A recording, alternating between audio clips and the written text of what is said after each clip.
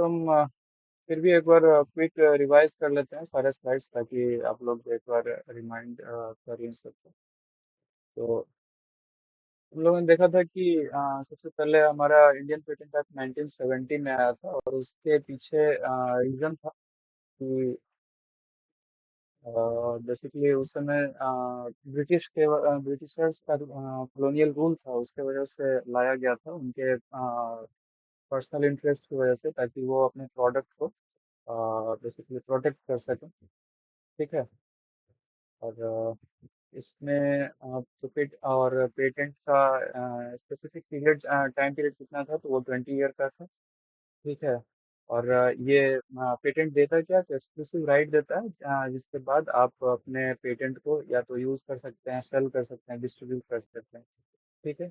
Exclusive right का मैंने example दिया था कि एमआई शाओमी का जो मोबाइल था, उसका एक्सक्लूसिव राइट फ्लिपकार्ट ने परचेज किया था।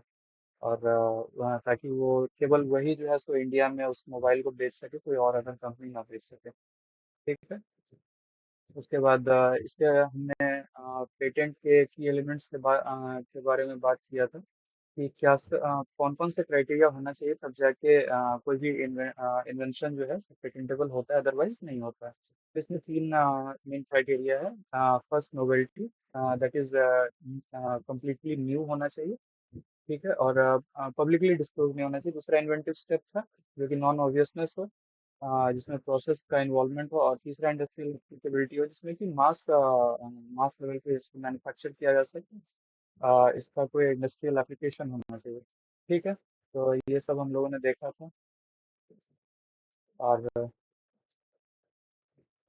पर्पस ऑफ द पेटेंट, तो ये सब में हम लोगों ने डिस्कस ही कर लिया था। पर्पस ऑफ पेटेंट क्या है, तो वो इनोवेशन को इनकरेज करता है, इकोनॉमिक ग्रोथ को बूस्ट करता है।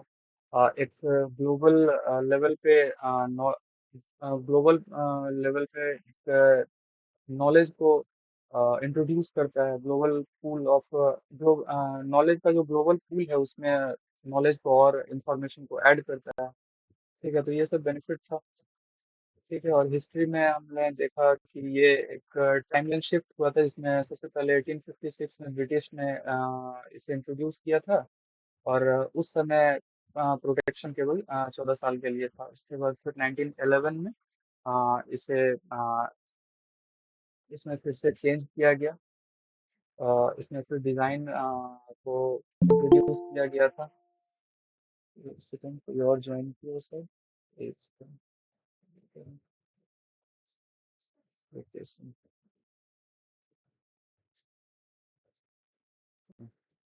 ठीक है। तो इसके बाद 1911 में जो पेटेंट लॉ को इंट्रोड्यूस किया गया था, तो वो केवल ही केवल फॉरेन इन्वेंटर और कंपनीज को ज़्यादा फेवर कर रही थी। उसके बाद 1947 और 60s में अयंगर कमेटी के द्वारा जो रिपोर्ट पब्लिश हुआ था, जो अयंगर साहब ये जो है उनके तरफ से पब्लिश किया गया था। बेसिकली उनका मेन मोटो यही था कि इंडिजीनियस इनोवेशन जो भी है उसको प्रमोट करना, ताकि इंडिया लेवल पे कोई एक ऐसा लॉ हो जो यहाँ के इन्वेंशन को प्रोटेक्ट कर सके और उसे बूस्ट दे सके। ठीक है। यहाँ के इन्वेंटर को एक राइट दे सके अपने इन्वेंशन पे। उसके बाद 1970 में ये फाइनल लॉ आया था। उस समय केवल प्रोसेस को प्रोटेक्ट किया जाता था, उस पर केवल पेटेंट मिलता था, प्रोडक्ट पे नहीं मिलता था। ठीक है। और इसमें मोनोपोली फूड, मेडिसिन और केमिकल के इनोवेशन को एक्सक्लूड कर दिया गया था उस समय। ठीक है। बाद में इसे 2005 के अमेंडमेंट में इसे फिर ऐड कर लिया गया था। और इसके साथ साथ ही ट्रिप्स का भी जो एग्रीमेंट था, उसे भी इंक्लूड कर लिया गया था साथ में। ये फार्मा, बायोटेक, केमिकल और साथ में प्रोडक्ट पेटेंट को भी 2005 के अमेंडमेंट में ऐड कर लिया गया था। ठीक है। तो ये हम शिफ्ट कैसे देख रहे हैं कि सबसे पहले कॉलोनियल एरा आया, ब्रिटिश इंटरेस्ट, जिस समय ब्रिटिश इंटरेस्ट को लेकर ही अ, ये फर्स्ट इंट्रोड्यूस किया गया था। उसके बाद पोस्ट इंडिपेंडेंस में डोमेस्टिक इंडस्ट्री और इनोवेशन को लेकर। और अभी जो चल रहा है इसमें ग्लोबल अलाइनमेंट और इंटरनेशनल ट्रीटीज को ध्यान में रखते हुए तब पेटेंट्स के जितने भी एक्ट्स हैं, उनको इंट्रोड्यूस किया गया और उस पे अभी हम लोग काम कर रहे हैं और अभी वही एप्लीकेबल है। ठीक है। तो यहाँ तक हम लोगों ने देखा था। तो हम लोग देख लेते हैं क्विक ऑब्जेक्टिव इसका जो हम लोगों ने देखा था वही थोड़ा सा इलेबोरेटिव वे में मैंने यहाँ लिख दिया। Why was the Indian Patent Act enacted? So the Indian Patent Act 1970 was created to address the specific need of the country's economic safeguard public interest and promote innovation. Its objective are rooted in creating a balance between rewarding inventors and ensuring societal welfare. So basically यही वो बात कह रहा है जो पीछे मैंने discuss किया था कि बेसिकली इकोनॉमिक ग्रोथ को बूस्ट करता है, पब्लिक इंटरेस्ट जो भी है पब्लिक वेलफेयर के लिए यह इन्वेंशन को और प्रमोट करता है। ठीक है, इन्वेंशन को भी प्रमोट करता है। ठीक है, और सोसाइटी में और इन इन्वेंटर के बीच एक बैलेंस ये प्रोक्योर करता है ताकि ज्यादा किसी एक तरफ झुकाव ना हो जाए क्योंकि हो सकता है अगर ज्यादा कोई एक इससे बेनिफिट उठा ले तो दूसरे साइड को फिर इससे नुकसान हो सकता है। तो ये एक एक्ट पेटेंट एक्ट जो है इसको बैलेंस करके रखता है कि इन्वेंटर को भी बेनिफिट हो और साथ में पब्लिक को भी बेनिफिट हो। ठीक है। तो इसका की ऑब्जेक्टिव है पहला इंकरेज टेक्नोलॉजिकल इनोवेशन जिसमें कि है patent incentivize inventor by granting them exclusive right to their invention. तो जो मैंने बताया था कि जो भी इन्वेंटर होता है उसको एक्सक्लूसिव राइट मिल जाता है कि वो बाय कर सके, सेल कर सके, डिस्ट्रीब्यूट कर सके। ठीक है, this ensures inventor can recover their investment and profit from their ideas. तो जो उसने बनाया है उसके बेसिस पे वो इधर इन्वेस्टमेंट को अट्रैक्ट कर सके, इन्वेस्टर को अट्रैक्ट कर सके, वीसी को अट्रैक्ट कर सके और अपने आइडिया को मोनेटाइज कर सके। ठीक है, इसका एग्जांपल है कोई इंडियन स्टार्टअप अगर कोई कुछ बना रही है तो अगर उसके पास पेटेंट है तो वो इन्वेस्टर को अट्रैक्ट कर सकती है। ठीक है, इसका दूसरा की ऑब्जेक्टिव है promote economic growth by protecting intellectual property, patents attract domestic and international investment। वही चीज है जो अभी मैंने पीछे डिस्कस किया। They foster industrial development and create employment opportunities. उसके बाद तीसरा है safeguard public interest, ensure essential technologies are accessible through provisions like compulsory licensing. और इसमें यह है कि कंपलसरी लाइसेंसिंग, हालांकि इस पे डीप में और क्लास लिया जाएगा, हो सकता है आपको डीप सर इसके बारे में पढ़ाएंगे तो उस समय इसे और इलेबोरेटिव वे में बताया जाएगा। फिलहाल मैं हल्का सा इसमें एंड दे देता हूँ कि कंपलसरी लाइसेंसिंग में होता क्या है कि जैसे किसी इन्वेंटर ने कुछ ऐसा मेडिसिन बनाया तो और उसका मास लेवल पे नीड है, एकदम मोस्ट रिक्वायरमेंट है उस वक्त। तो गवर्नमेंट क्या करती है फोर्सफुली या फिर एक ऐसा ये उस समय ऑर्डर दे देती है कि आप इसे मास लेवल पर प्रोड्यूस कीजिए और उस पे इन्वेंटर का उस समय राइट जो है कुछ वैसा खास नहीं रह जाता। जैसे कि अभी कोरोना हुआ था तो कोरोना के वैक्सीन के लिए अगर किसी इन्वेंटर ने ऐसा कुछ बनाया रहता तो बहुत सारे पब्लिक के पास ये नहीं पहुंचता। तो उस वक्त ऐसे सिचुएशन में जनरली इमरजेंसी के वक्त इस कंपलसरी लाइसेंसिंग को यूज किया जाता है। जनरली गवर्नमेंट इसे यूज करती है, अदरवाइज बहुत कम ही इसे यूज किया जाता है। India issuance of compulsory licensing for the cancer drug Nexavar reduce its cost drastically. ऐसा तब तक यूज किया जाता है जब पब्लिक जो है मास लेवल पे इसे खरीदने में अनेबल हो, तब इसे गवर्नमेंट बीच में आके और वहाँ पे कंपलसरी लाइसेंसिंग को इम्पोज कर देती है ताकि सब इससे बेनिफिट ले सके। ठीक है, अगला support domestic industries. The act initially focused on process patent to help Indian companies compete globally, especially in the pharmaceutical sector. Post 2005, product patent were introduced while still ensuring fair competition। तो ये basically अपने domestic level पे pharma sector को boost करने के लिए या फिर जो 2005 के बाद प्रोडक्ट पेटेंट आया तो उस सब को लेके है कि डोमेस्टिक लेवल पे जितने भी इंडस्ट्रीज हैं उसको ये सपोर्ट कर सके। ठीक है, और अगला है प्रिवेंट मोनोपोलीज। तो अगर किसी के पास आ जाता है कुछ ऐसा पेटेंट का राइट तो वो हो सकता है पूरे मार्केट को एक्सप्लॉइट करे। तो कंपलसरी लाइसेंसिंग जैसे बहुत सारे ऐसे मेथड्स हैं जो गवर्नमेंट यूज करती है और अदर कंपनीज भी यूज करती है, ये पेटेंट का राइट, ताकि एक मार्केट में हेल्दी इन्वायरमेंट बना रहे और मोनोपोली का यूज करके किसी को एक्सप्लॉइट ना किया जा सके। ठीक है। और अगला है align with international obligation compliance with TRIPS agreement ensures Indian patent are recognized globally. इसका बेसिकली ये पर्पस था कि जो भी इंडिया के पेटेंट्स हैं उसे ग्लोबली रिकॉग्नाइज किया जा सके और इंडिया का जो बिजनेस है उसे ग्लोबल लेवल पर भी एक्सपेंड किया जा सके। इसका मेन पर्पस यही था लाने का। इसका एक एग्जांपल देख लेते हैं। The Indian pharmaceutical company Cipla introduced low cost HIV medication globally leveraging India's pre-2005 patent system. After the amendment, companies adapted by focusing on innovation and licensing agreements.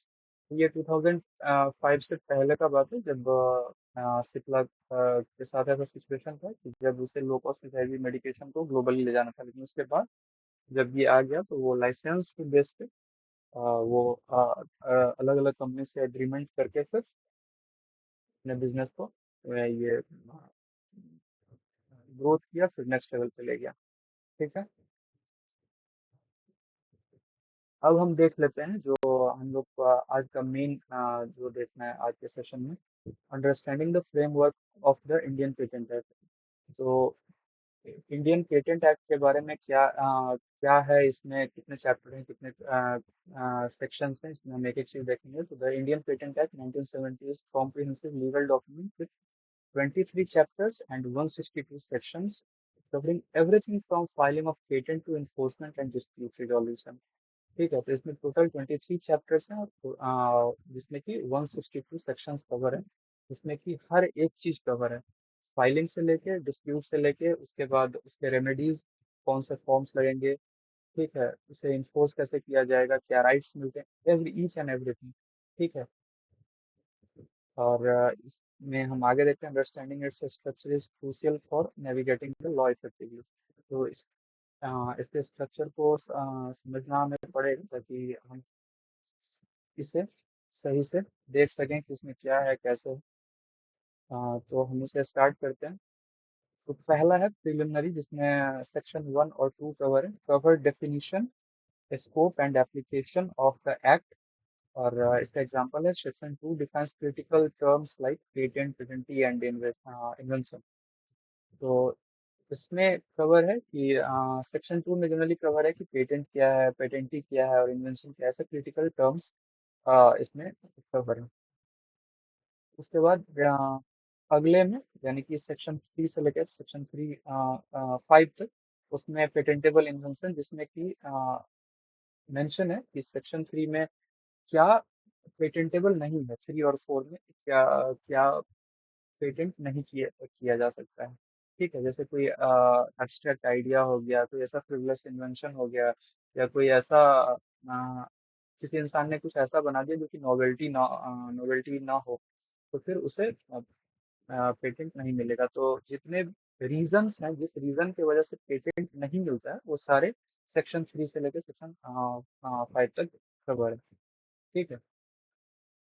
अगला है एप्लीकेशन फॉर पेटेंट्स, जिसमें जो section 6 से 24 तक cover है। ठीक है। Procedure for filing patent application including who can apply and how to claim priority, जिसमें कि section 9 and 10 explain the provisional and complete specification required during filing. ठीक है। तो ये कवर है सेक्शन 6 से लेके 24 तक, जिसमें कि फाइलिंग प्रोसीजर और कैसे इसे प्रायोरिटी पे रखना है। जैसे मान लीजिए कि आपने अपने एप्लीकेशन को फाइल किया और उसे आप चाहते हैं कि इसे प्रायोरिटी पे रखना, ताकि इसका हियरिंग जल्दी जल्दी हो जाए और इसमें इस पे पेटेंट ग्रांट जल्दी से मिल जाए। अगर कुछ इसमें पेटेंट ऑफिस की तरफ से अगर कुछ और रिक्वायरमेंट होगा तो वो फिर से मांगेगी, यानी कि इस पूरे ओवरऑल प्रोसेस को फास्ट कर दिया जाए, तो उसे प्रायोरिटी में कैसे रखना है, तो वो भी हम इस सेक्शन में देखेंगे फ्रॉम 6 to 24। अगला है grant of patent, that is section 25 से लेके 44 cover the examination process opposition to patent and grant procedure. Section 25 allows for pre grant opposition to challenge a pending patent. तो इसमें बेसिकली एग्जामिनेशन प्रोसेस कवर है कि क्या क्या examination के समय जो भी प्रोसेस कवर होता है वो अपोजिशन टू पेटेंट। पेटेंट पे अगर कोई अपोज कर रहा है, सपोज कि आपने पेटेंट के लिए एप्लीकेशन फाइल किया और मुझे ऐसा लग रहा है कि नहीं, ये तो पहले से पब्लिक में है, एग्जिस्ट करता है, या फिर ये इसने इस इन्वेंटर ने मेरा कॉपी मार लिया, तो मैं इसे अपोज कर सकता हूँ। ठीक है। और इसके बाद ग्रांट प्रोसीजर, तो ये सेक्शन 25 से लेकर 44 तक कवर है। ठीक है। इसके बाद अगला है राइट ऑफ पेटेंटीज, जो कि सेक्शन 48 से लेकर 56 तक कवर है। ठीक है, जिसमें कि explain the exclusive right conferred to patent holder, including the right to prevent unauthorized use of invention. इसमें बेसिकली कवर है कि एक पेटेंटी को, पेटेंट होल्डर को क्या क्या राइट्स मिलते हैं। ठीक है। अगर इन केस कि अगर उसका कोई अ, बिना परमिशन के अगर कोई अनऑथोराइज यूज कर ले, उस केस में उसके पास कौन कौन से राइट्स हैं, तो ये भी 48 से लेकर 56 तक कवर। ठीक है। और अगला है कंपलसरी लाइसेंसिंग, सेक्शन 82 से लेकर 94 तक, जो हो सकता है आपको दीप नारायण सर कवर करेंगे। ठीक है, वो हो सकता है ऐसा क्लास में, तो वो आपको आने वाले सेशंस में पता चल जाएगा। Allow third parties to use patented invention under specific condition to protect public interest. Example issuance of compulsory licensing for life saving drugs. तो जैसे मैंने बताया कि अगर कोई वैसा बहुत सीवियर कंडीशन हो जाता है, ठीक है, मास लेवल पे नीड हो जाता है, तो गवर्नमेंट उसमें इंटरफियर करती है, तो वो देखेंगे हम सेक्शन फ्रॉम 82 टू 94। ठीक है। उसके बाद है पेटेंट ऑफिस एंड अथॉरिटीज, जो कि सेक्शन 73 से लेके 80 तक कवर है, जिसमें कि defines the role and power of controller of patent and structure of the patent office। तो पेटेंट ऑफिस के अंदर में जितने भी रोल्स हैं, अथॉरिटीज हैं, किस पोस्ट का क्या पावर है, किसका क्या पेरिफेरी है, किसके कितने कंट्रोल हैं, कितने राइट्स हैं, पेटेंट ऑफिस के बारे में हम ये पूरा पढ़ेंगे। ठीक है, फ्रॉम सेक्शन 73 से लेके 80 तक। ठीक है। और उसके बाद infringement and remedies, that is covering section 104 to 114। इसमें की कवर है what covers what constitutes infringement and the legal remedies available. तो इसमें सपोज कि अगर हमारे ऊपर इंफ्रिंजमेंट आ जाता है, किसी ने हम पे पेटेंट इंफ्रिंजमेंट कर दिया है, तो फिर हम या फिर हमें किसी पे इंफ्रिंजमेंट करना है, तो उस सिचुएशन में हमारे पास क्या राइट्स हैं, कौन से सेक्शंस इसमें यूज होंगे, और रेमेडीज क्या क्या हैं, अगर इस केस में अगर किसी पे इंफ्रिंजमेंट चला जाता है, तो उनके पास क्या क्या रेमेडीज अवेलेबल हैं कि उनको वो कवर अप कर सके या उनसे फाइट कर सके। ठीक है, तो ये सेक्शन 104 से 114 तक, 104 से लेकर 114 तक कवर है। ठीक है। अगला है इंटरनेशनल अरेंजमेंट, सेक्शन 133 से लेके 146, जो कि डील करता है deals with international agreement and treaties like TRIPS. तो इसमें आपको जितने भी इंटरनेशनल ट्रीटीज हो गए, या हो सकता है पीसीटी हो गया, पेटेंट कॉर्पोरेशन ट्रीटी, या ट्रिप्स हो गया, जितने भी इंटरनेशनल ये एग्रीमेंट हो गया, जितने भी ट्रीटीज हैं, इस सारे आपको फ्रॉम 133 से लेकर 146 तक देखने को मिल जाएगा। ठीक है। तो ये पूरा ओवरऑल आपका स्ट्रक्चर रहने वाला है कि हम लोग कैसे कैसे मूव करेंगे अपने आने वाले क्लासेस में, या फिर आने वाले सेशंस में। ठीक है, तो वो आपको एक ओवरव्यू मिल गया। फिर यहाँ पे एक फन फैक्ट है, the Indian patent act allows patent application to be filed online और थ्रू फिजिकल सबमिशन। तो हम इसे ऑनलाइन भी फाइल कर सकते हैं और फिजिकली भी जाके पेटेंट ऑफिस में जाके फाइल कर सकते हैं। इन 2022 over 66,000 patent application were filed with 44% filed by Indian applicants. तो ये एक डेटा है जिससे पता चलता है कि इंडिया में भी इन्वेंशन बहुत ही बड़े लेवल पे धीरे धीरे बढ़ रहा है। और ये बढ़ेगा ही, घटेगा नहीं, क्योंकि बहुत सारे चेंजेस आए हैं। गवर्नमेंट ने नया फी शेड्यूल इंट्रोड्यूस किया है, बहुत सारे अ, पूरे प्रोसेस को ओवरऑल थोड़ा सा वो इजी किया गया है, ताकि कम से कम समय में जल्दी ग्रांट किया जा सके पेटेंट, ताकि इन्वेंटर को ज़्यादा परेशानियों का सामना ना करना पड़े। ठीक है, तो ये एक फन फैक्ट था। तो अब हम देख लेते हैं what can be patented, section 2 and section 10, understanding patentable invention criteria and example. अब यहाँ से हम सेक्शन वाइज चलेंगे, एक एक सेक्शन को समझेंगे, और कल मैं लूंगा सेक्शन 3 और सेक्शन 4 के पर एक डिटेल्ड क्लास से, उसी में एक क्लास लग जाए, क्योंकि वो बहुत डीप है, और उसमें एक एक चीज़ हम समझेंगे। यहाँ से हम पहले स्टार्ट करते हैं फ्रॉम 2 से। ठीक है, understanding patentable invention criteria and example. Not every idea और क्रिएशन क्वालिफाइज फॉर पेटेंट। ठीक है, कोई भी ऐसे ही कोई ऐरा गैरा ही उठा के कोई अपना आइडिया चिपका दे कि इसे मुझे पेटेंट कराना है, तो ऐसा नहीं होता। The Indian patent act 1970 under section 2J and section 10 defines the criteria for patentability. यानी कि पेटेंट एक्ट में ये सेक्शन 2J और सेक्शन 10 जो है कवर करता है कौन से क्राइटेरिया को फुलफिल करेगा, तब जाके आप एक पेटेंट होल्डर बनोगे, तब जाके इस इन्वेंशन को पेटेंट ग्रांट मिलेगा, अदरवाइज नहीं मिलेगा। तो this section ensure that only genuine innovation that meet strict standards are granted patent protection. तो इसका मेन पर्पस यही है कि एक जेन्युइन इन्वेंशन है, कोई ऐसा ऐरा गैरा मतलब अननेसेसरी चीज को ग्रांट न मिल जाए। ठीक है, तो इसका सोल पर्पस यही है इस सेक्शन का। तो ये एक क्राइटेरिया है। इस आप मैप को एक बार ध्यान से देख लो, जिसमें कवर किया गया है नोवेल्टी। अ, 4 क्राइटेरिया है इसमें। Novelty section 2(1)(j), industrial applicability section 2(a)(c), inventive step section 2(j)(a) और sufficient disclosure that is section 10। और जब ये चारों क्राइटेरिया जब फुलफिल हो जाएगा, तो ये जो एरिया है, तब जाके वो इन्वेंशन पेटेंटेबल होगा। अगर इसमें से एक भी अगर फुलफिल नहीं हुआ, तो वो सेक्शन फिर जाके नॉन पेटेंटेबल होगा इजिली। ठीक है, तो हम देख लेते हैं पहला, that is section 2(1)(j). The invention must be new and not disclose publicly anywhere in the world before the patent application. से मैं पहले भी डिस्कस कर चुका हूँ, यहाँ भी वही लिखा हुआ है कि एक तो पहले वो नया हो, और दूसरा दुनिया में कहीं भी वो पब्लिकली डिस्क्लोज ना हो, तब जाके उसे नोवेल्टी माना जाएगा। ठीक है, तब वो जाके सेक्शन 2(1)(j) के क्राइटेरिया को फुलफिल करेगा। ठीक है, एग्जाम्पल देख लेते हैं इसका। A mobile app that introduces a unique feature like gesture based AI commands can qualify as novel. अच्छा, एक चीज मैं इसमें बताना चाहूंगा, मैंने एग्जाम्पल तो लिया है मोबाइल ऐप का, लेकिन हमारे पूरे पेटेंट एक्ट में कहीं भी ऐसा नहीं है, कोई भी ऐसा एक्ट नहीं है जो सॉफ्टवेयर को सॉफ्टवेयर पे पेटेंट ग्रांट दे दे। ठीक है, तो उसमें एक लूप होल है, जिसकी वजह से सॉफ्टवेयर पे हम लोग पेटेंट ले पाते हैं। वो क्या है, वो हम आने वाले स्लाइड्स में देखेंगे। तो चूंकि मुझे यहाँ एक एग्जांपल देना था, इसलिए मैं ये एग्जांपल दे दूँ।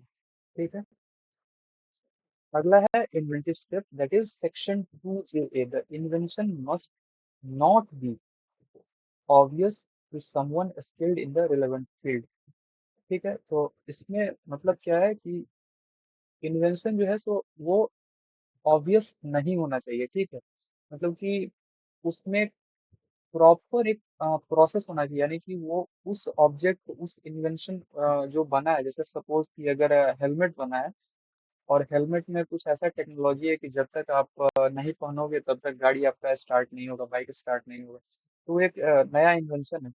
तो उस तक उस चीज को बनाने के लिए उसमें उसने प्रॉपर स्टेप को फॉलो किया हो, ताकि एक ले मैन भी उसे जाके अगर उस प्रोसेस को फॉलो कर सके, फॉलो करे, तो वो उस इन्वेंशन को बना सके।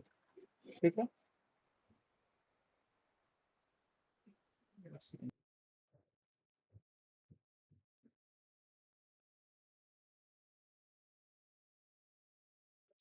हाँ, तो मैं था इन्वेंटिव स्टेप पे, that is section 2(j). The invention must not be obvious to someone skilled in the relevant field. अब और इसका एक एग्जांपल देख लेते हैं। an improvement in battery technology that significantly increases charging speed while reducing cost. तो suppose कि कोई ऐसा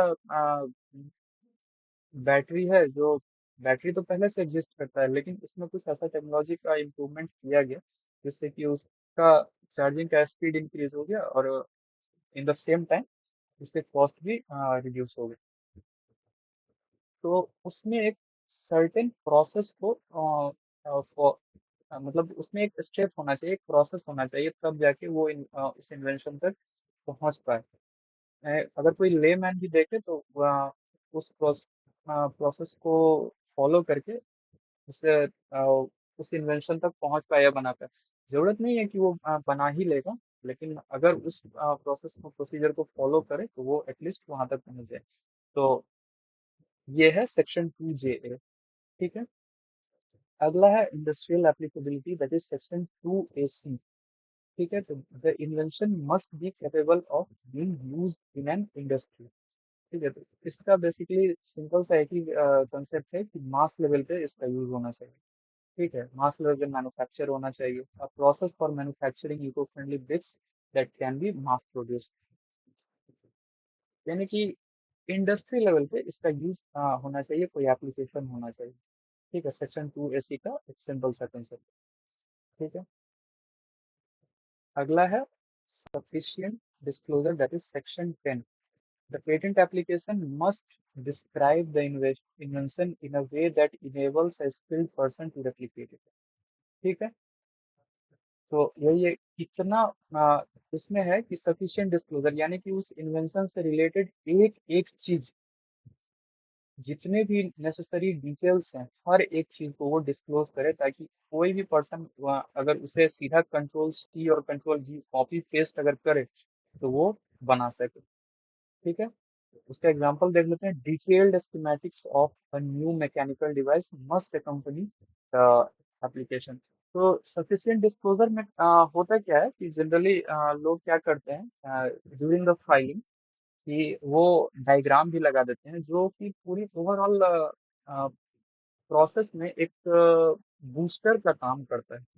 क्योंकि अब आपने तो डायरेक्ट लेटर में वर्ड्स में लिख दिया कि मेरा इन्वेंशन ये है, मेरा इन्वेंशन ये काम करता है, मेरा इन्वेंशन का बेनिफिट ये है, प्रोज ये है, और अभी तक जो एग्जिस्टिंग टेक्नोलॉजी था वो उसमें कौन सी ये था, वो ये चीज नहीं कवर कर पाता था, लेकिन मेरा पेटेंट मेरा जो इन्वेंशन है ये सब बेनिफिट है, ये सब चीज कवर कर पाता है। तो आपने सारा कुछ लिख तो दिया, लेकिन अगर साथ ही आपने एक डायग्राम अगर उसके साथ अटैच कर दिया तो वो फिर एक बहुत ही हेल्पफुल हो जाता है एग्जामिनर के लिए, पेटेंट ऑफिस के लिए, कि वो आपके उससे डायग्राम को देखे और वो एटलीस्ट इमेजिन कर पाए, विजुअली समझ पाए कि हाँ एक्चुअल में इसका इन्वेंशन जो है सही में एक बेनिफिशियल है, और वो सिर्फ एक डायग्राम जो है आपके ओवरऑल ग्रांटिंग प्रोसेस को स्पीड अप कर देता है। ठीक है। तो जनरली अटॉर्नीज इवन हमारे यहाँ भी जो पेटेंट फाइलिंग्स होती है उसमें हम लोग इसका बहुत ही फ्रिक्वेंटली यूज करते हैं। इवन जहाँ यूज नहीं भी होना रहता है वहाँ पे हम लोग कोशिश करते हैं कि कोई ऐसा चीज हम लोगों को मिल जाए ताकि हम इससे एटलीस्ट एक डायग्राम बना सकें, भले ही वो एक नॉर्मल ऐसा वो क्या बोलते हैं नॉर्मल सा एक ये हो, फ्लो चार्ट ही हो, ताकि हम उस पूरे प्रोसेस को दिखा पाए।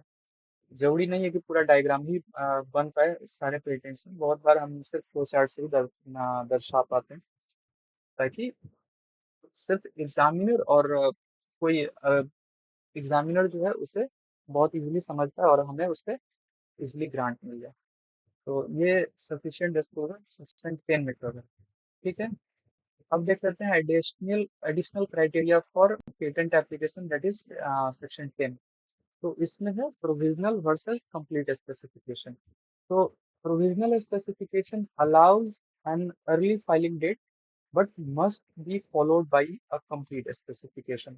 Suppose or complete specification must clearly define the claims and scope of the invention. तो यहाँ पे ये दो चीजें। ठीक है। तो प्रोविजनल स्पेसिफिकेशन है क्या कि सपोज कि मैं कुछ इन्वेंट कर रहा हूँ और उस इन्वेंशन के समय मुझे लगा कि अभी ये इसे बनने में लगभग 5 से 6 महीना और लग जाएगा, लेकिन जब तक ये बनेगा 5 से 6 महीना में, तब तक मैं इस इन्वेंशन को फाइलिंग के लिए लगा देता हूँ। 5 से 6 महीना में मैं इसे बना लूंगा, ये साल भर में मैं इसे बना लूंगा, 1 साल के अंदर पीरियड में। एक सिनेरियो ये हो गया। तो मैं क्या क्या करता हूँ कि मैं फाइलिंग के लिए रिक्वेस्ट डाल देता हूँ। मैं अपना फाइलिंग कर देता हूँ, और उसके बाद मैं उस पे कंटिन्यूअस मैं फिर काम कर रहा हूँ, और फिर विद इन 6 मंथ या जो भी हो, 6 मंथ 7 मंथ या 1 ईयर मैक्सिमम। उसके बाद मेरा जब इन्वेंशन जब पूरा कंप्लीट हो जाता है, फिर मैं कंप्लीट स्पेसिफिकेशन के लिए जाता हूँ।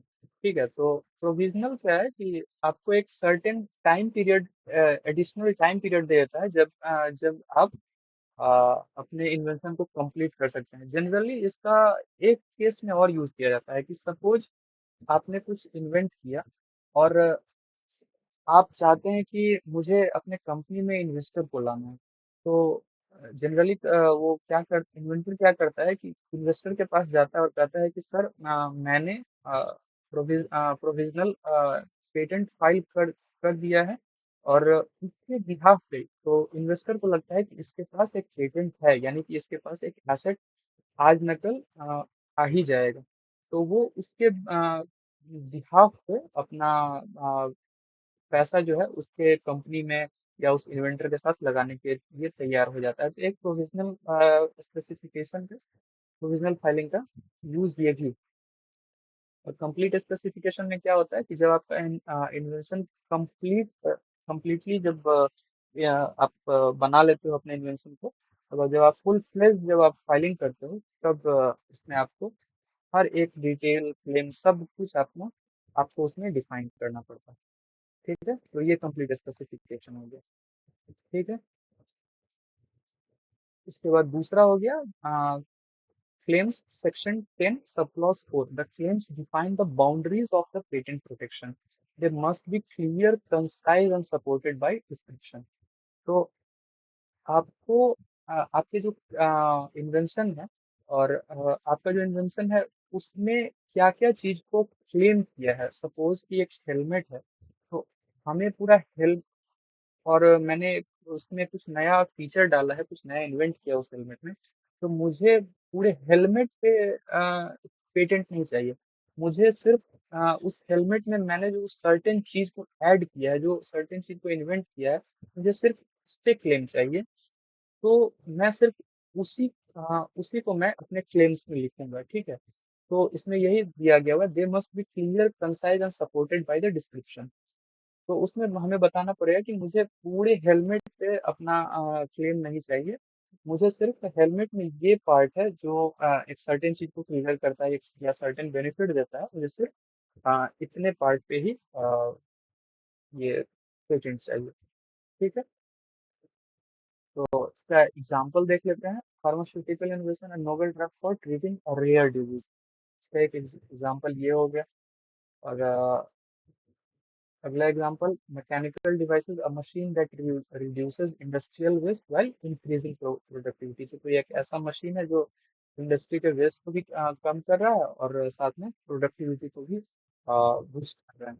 ठीक है, हो सकता है पहले से एक ऐसा डिवाइस होगा, ठीक है, जो वो काम कर रहा होगा, लेकिन हमें उस पूरे डिवाइस पे पेटेंट नहीं चाहिए। हमें बस उस पार्ट पे चाहिए जो एक्चुअल में हमने इन्वेंट किया है।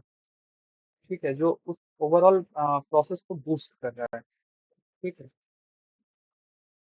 अगला हो गया software and technical application, AI software used in medical diagnostic. अब यहाँ पे आप लोग कहिए कि हाँ सॉफ्टवेयर तो होता नहीं है, फिर फिर कैसे आपने ये एग्जांपल डाल दिया, तो वो आपको आगे समझ में आएगा कि एक्चुअल में उसका कोई प्रैक्टिकल यूजेबिलिटी होना चाहिए, तब जाके आप सॉफ्टवेयर पे पेटेंट ले सकते हो। वो आपको आने वाले स्लाइड्स में पता चल जाएगा। ठीक है, अगला है नॉन एग्जाम्पल, यानी कि कुछ ऐसे जो पेटेंटेबल नहीं है, जैसे कि an idea to improve agriculture by just stating more fertilizer for better growth without describing the process और method will not qualify for a patent. तो सपोज कि किसी ने बोला कि मेरा मैंने एक ऐसा फर्टिलाइजर बनाया है कि आप इसे डालेंगे तो आपका प्रोडक्शन जो है सो 10x हो जाएगा। और उसने कुछ बताया नहीं, बस जो था एग्जिस्टिंग टेक्नोलॉजी था उसी में थोड़ा सा हेर फेर करके उसने कुछ ऐसा बना दिया। तो उसने ना प्रोसेस को डिस्क्लोज किया और ना मेथड को डिस्क्लोज किया, तो वो फिर पेटेंट के लिए क्वालिफाइड नहीं होगा। ठीक है। तो यहाँ तक